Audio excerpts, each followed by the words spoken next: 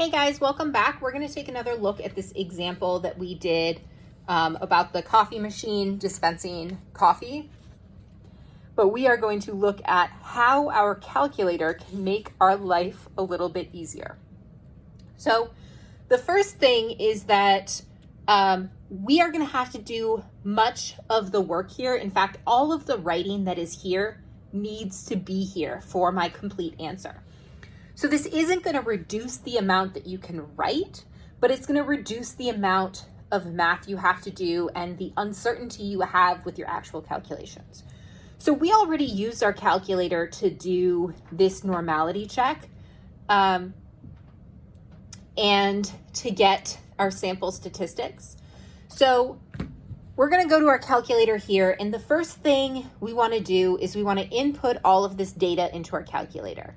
If you just have summary statistics, that's okay. This also works with just summary statistics, but it's really great if you have your data here. So once we have our data in our calculator, it's really easy to go to our stat plot and make a histogram of our data to check for normality, and then go in and change that histogram to a box plot to check for outliers. So we're able to go through that pretty quickly and easily. And now that our data is in our calculator, I want to first start with this confidence interval. So if I hit the stat button and I go over to test, if you scroll down, you will see T interval. This is a one sample T interval of the mean. That is the name of this confidence interval, and on our calculator it says T interval. So you choose T interval, and I have data in my calculator, but let's say I had summary statistics. I would go over and hit summary statistics, and I would put my mean and standard deviation in there, my sample size, my confidence level. But I have data, so I have my data in list 1. I'm going to keep 1 for my frequency list, and I want to do a 95% confidence interval. I hit calculate. And what this gives me, first of all, it gives me my confidence interval, which exactly matches what I have here. It gives me my X bar, my S, and my N. So X bar, S, and N.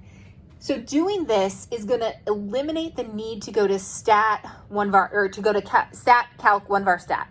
We aren't going to need to do that, which is really going to be helpful because I find it's getting the correct value of S here, pulling S instead of sigma is a place that so many mistakes are made. So we are able to pull that. So this will help us quickly get here. We are still going to need to get our critical T value. We are still going to need to calculate this standard error on our own. However, and then our margin of error. However, it just makes things a little bit easier, and then you'll also be able to tell if you got the right thing, if stuff is in agreement. For the hypothesis test, we are similarly going to stat test t-test. So this is a one sample t-test of the mean. So this is t-test on our calculator. Again, I can do the same thing. If I have statistics, I will put my statistics in. If I have data, I will put my data in. So the things you need to input are, first of all, your null hypothesis mean. So I have a null hypothesis mean of 10. You have to tell the calculator where your data is. It is in list 1. The frequency is 1. And this is your alternative hypothesis. So my alternative hypothesis is that the mean is less than 10. And then I hit calculate, and it gives me my test statistic, negative 3.49, my p-value, 0.0012, my X bar, my standard deviation, and my sample size. So the calculator can be really great at making a lot of shortcuts. However, everything that you see written here must be written on your paper to get full credit. So it does some shortcuts, but there's still a lot that you are going to need to do on your own.